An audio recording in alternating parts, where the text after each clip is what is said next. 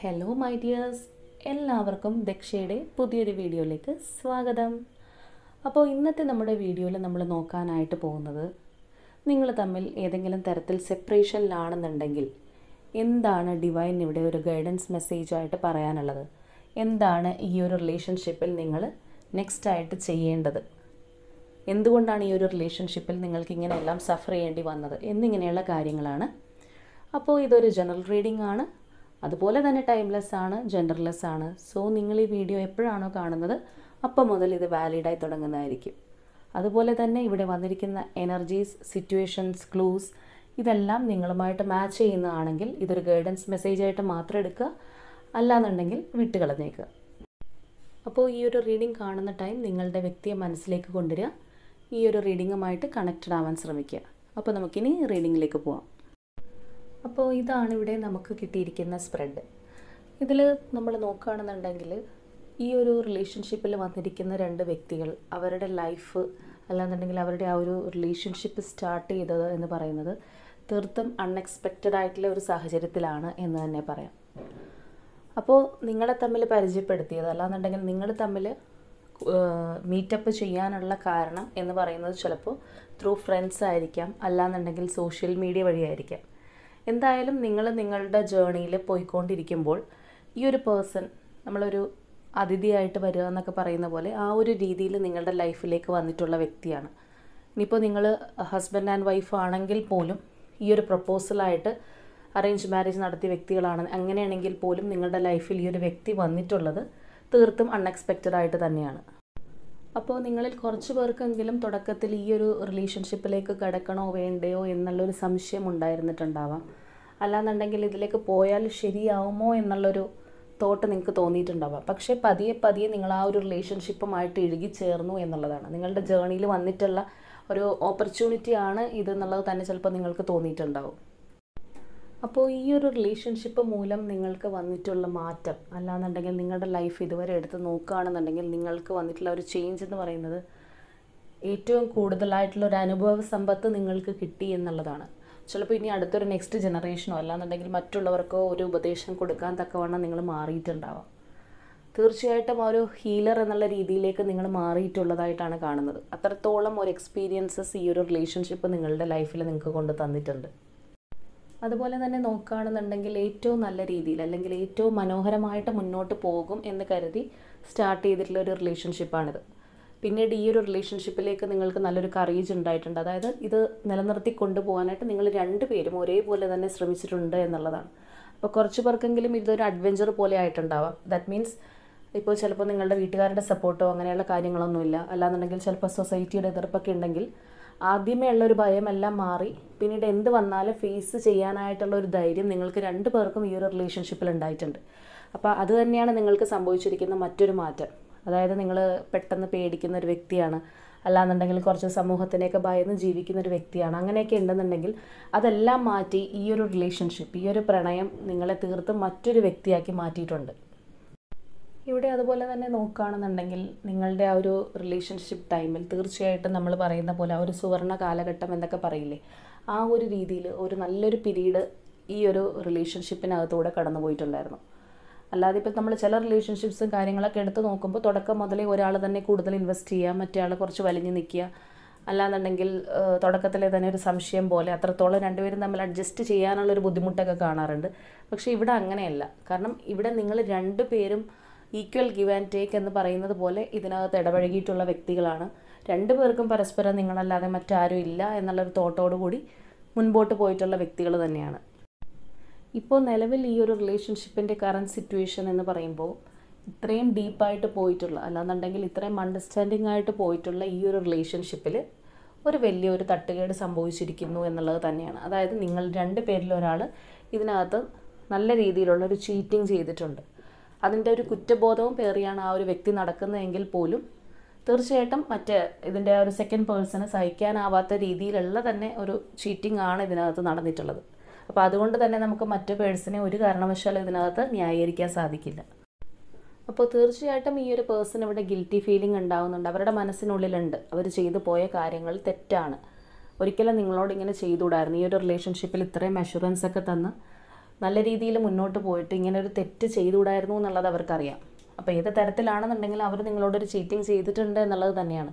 പക്ഷേ ഈ ഒരു പേഴ്സൺ ഈ ഒറ്റ കാരണം കൊണ്ട് തന്നെ നിങ്ങളെ അഭിമുഖീകരിക്കാൻ അല്ലെങ്കിൽ നിങ്ങളിലേക്ക് വരാനായിട്ട് തയ്യാറാവുന്നില്ല എന്നുള്ളതാണ്.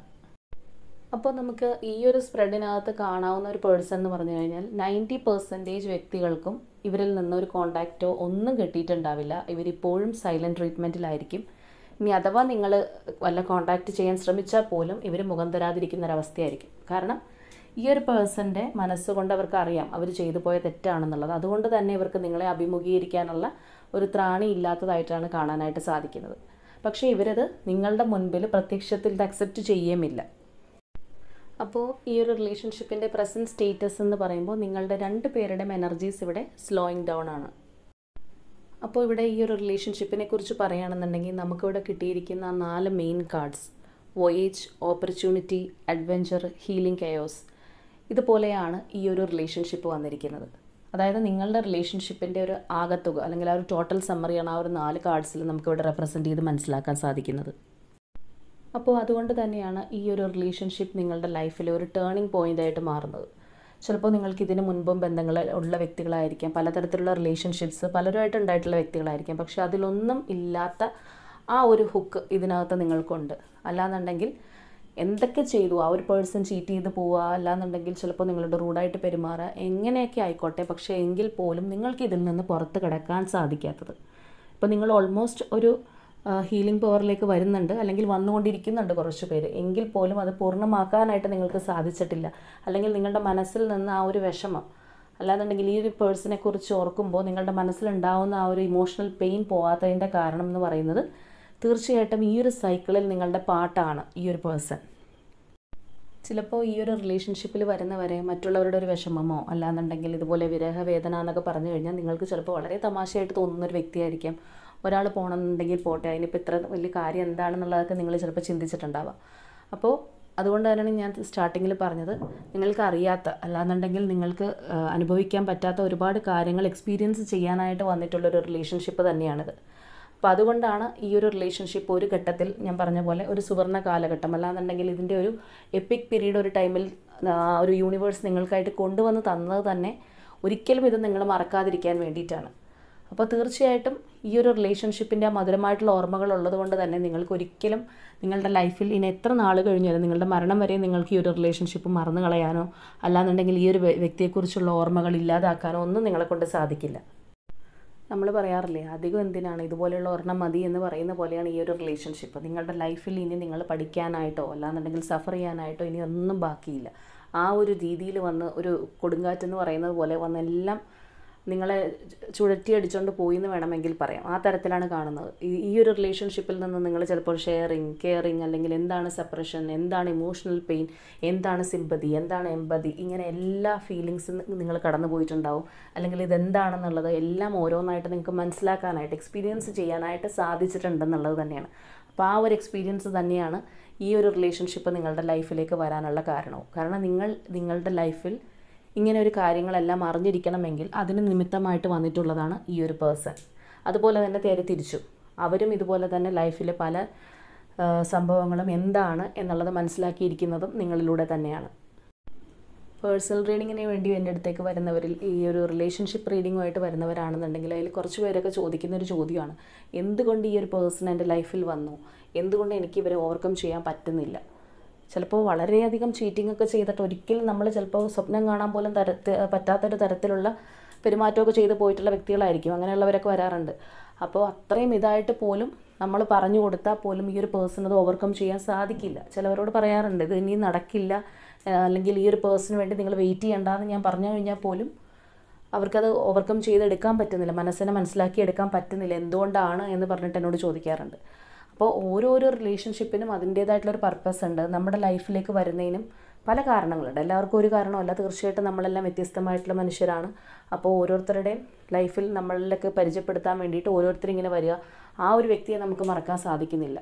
ലൈഫിൽ നമ്മൾ കാണുന്ന 100 മുഖങ്ങളുണ്ടെങ്കിൽ അവരെല്ലാം മറന്നുപോയാലും ഇവരെ നമുക്ക് മറക്കാൻ പറ്റുന്നില്ല. അല്ലെങ്കിൽ ഇവർ നമ്മളോട് എന്ത് തെറ്റ് ചെയ്താലും നമുക്ക് കുഴപ്പമില്ല, വീണ്ടും വന്നോട്ടെ എന്നുള്ളൊരു ചിന്താഗതിയിലേക്ക് നമ്മൾ മാറിപ്പോകുന്നു. അതെന്തുകൊണ്ടാണെന്നുള്ളതാണ് പലരുടെയും ഒരു സംശയം. അപ്പോൾ ഇവിടെ ഈ ഒരു സ്പ്രെഡിൽ നമുക്ക് കിട്ടിയിരിക്കുന്ന ആ ഒരു മെയിൻ കാർഡ്സ് 4 മെയിൻ കാർഡ്സിൽ ഫസ്റ്റ് വന്നിരിക്കുന്ന 3 കാർഡുകളും ആ 3 കാർഡുകളും നിങ്ങൾ എക്സ്പീരിയൻസ് ചെയ്തിട്ടുള്ളത് തന്നെയാണ് ഈ ഒരു റിലേഷൻഷിപ്പിൽ എന്നാണ് നമുക്കിവിടെ പറയാൻ സാധിക്കുന്നത്. അതായത് നിങ്ങളുടെ പേഴ്സൻ്റെ എനർജി എടുത്ത് നോക്കുകയാണെന്നുണ്ടെങ്കിൽ ഈ ഫസ്റ്റ് 3 കാർഡുകളിലും പറഞ്ഞിട്ടുള്ള കാര്യങ്ങൾ നിങ്ങളുടെ റിലേഷൻഷിപ്പിൽ സംഭവിച്ചു കഴിഞ്ഞിരിക്കുന്നു. ഇനി നിങ്ങൾക്ക് ബാക്കിയുള്ളത് ഇവിടെ വന്നിരിക്കുന്ന ആ ഒരു 4th കാർഡിലെ ഹീലിംഗ് കെയോസ് എന്ന പോലെയുള്ള ആ ഒരു എക്സ്പീരിയൻസ് കൂടിയാണ് നിങ്ങൾക്കിനി ബാക്കിയുള്ളത്. അപ്പോൾ നമ്മൾ നോക്കുകയാണെന്നുണ്ടെങ്കിൽ തീർച്ചയായിട്ടും ഈ ഒരു സൈക്കിൾ കംപ്ലീറ്റ് ആവണമെങ്കിൽ ആ ഒരു ഹീലിംഗ് കെയോസും കൂടി നിങ്ങളുടെ റിലേഷൻഷിപ്പിൽ പൂർത്തിയാവേണ്ടതായിട്ടുണ്ട്. എങ്കിൽ മാത്രമേ ഈ ഒരു സെപ്പറേഷനിൽ നിൽക്കുന്ന നിങ്ങളുടെ ഈ ഒരു റിലേഷൻഷിപ്പ് വീണ്ടും റീസ്റ്റാർട്ട് ചെയ്യാനായിട്ട് സാധിക്കുകയുള്ളൂ. അപ്പോൾ ഇവിടെ വന്നിരിക്കുന്നത് നിങ്ങളുടെ പേഴ്സൻ്റെയും എനർജി ആയിട്ട് നിങ്ങൾക്ക് തോന്നുന്നുണ്ടെന്നുണ്ടെങ്കിൽ, അല്ലാന്നുണ്ടെങ്കിൽ ഇവിടുത്തെ സിറ്റുവേഷൻസ് എല്ലാം കേൾക്കുമ്പോൾ നിങ്ങൾക്ക് അറിയാമല്ലോ. അപ്പോൾ നിങ്ങളുടേതായിട്ട് അത് മാച്ചായി നിങ്ങൾക്ക് തോന്നുന്നുണ്ടെങ്കിൽ, അല്ലെങ്കിൽ നമുക്ക് ലാസ്റ്റ് കുറച്ച് ക്ലൂസ് കൂടി എടുത്ത് നോക്കാം. അപ്പോൾ അത് നിങ്ങളുടേതായിട്ട് ഓവറോൾ എനർജി നിങ്ങൾക്ക് ഫീൽ ചെയ്യുന്നുണ്ടെങ്കിൽ നിങ്ങൾ ചെയ്യേണ്ടത് നെക്സ്റ്റ് സ്റ്റെപ്പ് എന്ന് പറയുന്നത് ഇവിടെ വന്നിരിക്കുന്ന ആ ഒരു 4th കാർഡ് പോലെ ഹീലിംഗ് ആണ്. ആ ഒരു ഹീലിംഗ് എന്ന പ്രക്രിയയിലൂടെ മാത്രമേ നിങ്ങളുടെ ഈ ഒരു സൈക്കിൾ കംപ്ലീറ്റ് ആവുള്ളൂ. എങ്കിൽ മാത്രമേ നിങ്ങൾക്കിനി വീണ്ടും ഒരു റീസ്റ്റാർട്ട് അല്ലെങ്കിൽ ഒരു റീയൂണിയൻ നിങ്ങൾ ആഗ്രഹിക്കുന്നുണ്ടെങ്കിൽ ഈ ഒരു സൈക്കിൾ കംപ്ലീറ്റ് ആവേണ്ടുന്നത് അനിവാര്യമാണ്. അപ്പോൾ തീർച്ചയായിട്ടും പ്രാർത്ഥനയിലൂടെ ആണെന്നുണ്ടെങ്കിൽ, മെഡിറ്റേഷൻസിലൂടെയാണ്, യോഗ ആയിക്കോട്ടെ, അല്ലാന്നുണ്ടെങ്കിൽ നിങ്ങൾക്ക് ഇഷ്ടമുള്ള മറ്റേതെങ്കിലും കാര്യങ്ങളിലേക്ക് ശ്രദ്ധ തിരിച്ചു വിട്ടിട്ടാണെന്നുണ്ടെങ്കിലും നിങ്ങൾ ആ ഒരു ഹീലിംഗ് കപ്പാസിറ്റി കൂട്ടിക്കൊണ്ടുവരിക എന്നുള്ളതാണ് നെക്സ്റ്റ് ആയിട്ട് ചെയ്യേണ്ടത്.